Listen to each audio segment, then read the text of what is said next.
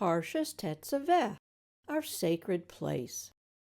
Amalekite society was wholly corrupted with sin and evil and child sacrifice. They were beyond redemption and posed an existential threat to a new society of God-centered people. This week's Torah portion, Tetzaveh, Shemot Exodus 27:20 to 30:10, shows us how to make the mundane sacred, the ordinary extraordinary. The children of Israel and the mixed multitude are encamped at Mount Sinai. Moses continues to give them instructions about the mobile tent of the meeting to be built for their journey to the promised land. A desert tent made holy.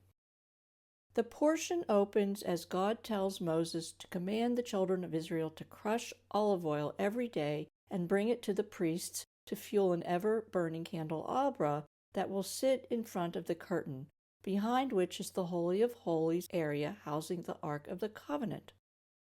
Moses then instructs the priests how to make and don their special garments, and the elaborate and meticulous cleansing rituals and animal sacrifices during 7 days of preparation before they enter the tabernacle. The portion closes as Moses explains how to prepare incense and when to burn it from its own altar near the candelabra and the table holding the daily bread offering. The tabernacle must be a holy place, a sacred place, hence the need for many cleansing rituals to atone for any offense against the Almighty during its frequent breakdown, conveyance, and reconstruction during 40 years of wandering around in the desert. A vision of the third temple after the second temple is destroyed. Our regular Haftorah portion, Yechezkel, Ezekiel 43:10-27, takes place not long after the destruction of Solomon's temple by the Babylonians. The Almighty gives the prophet a vision of the construction and preparation of the altar of the third temple that will be built by the Messiah in the distant future.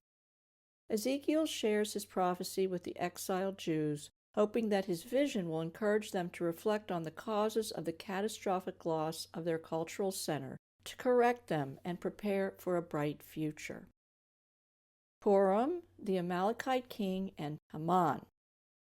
The holiday of Purim begins at sunset this coming Monday.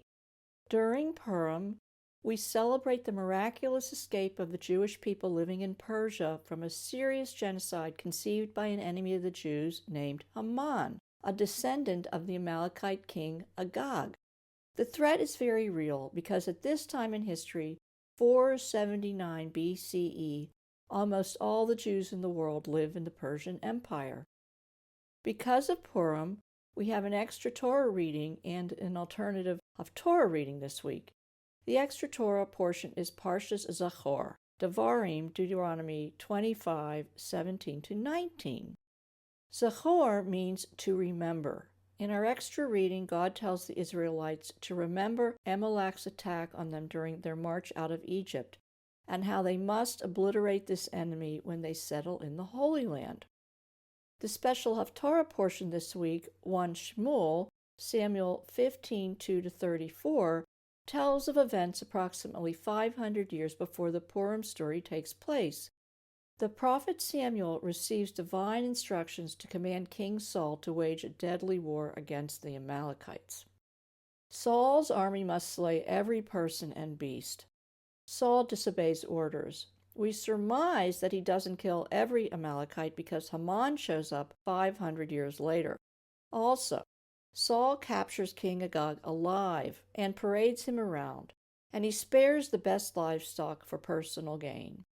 Samuel kills King Agag. Saul loses his kingship.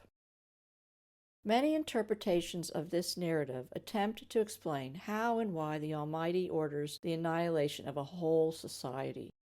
The best explanation is that Amalekite society was wholly corrupted with sin and evil and child sacrifice. They were beyond redemption and posed an existential threat to a new society of God-centered people. The time has long passed when we can obliterate current-day Amalekites to save the world from their evil intentions and actions. History shows that after every setback, they renew their mission to destroy all that is good. They refuse to go away, and now they infiltrate cultures and governments around the world. Modern weaponry has replaced swords and shields, and the historic battle between good and evil continues on the battlefield, in the streets, and in legislatures and courtrooms around the world.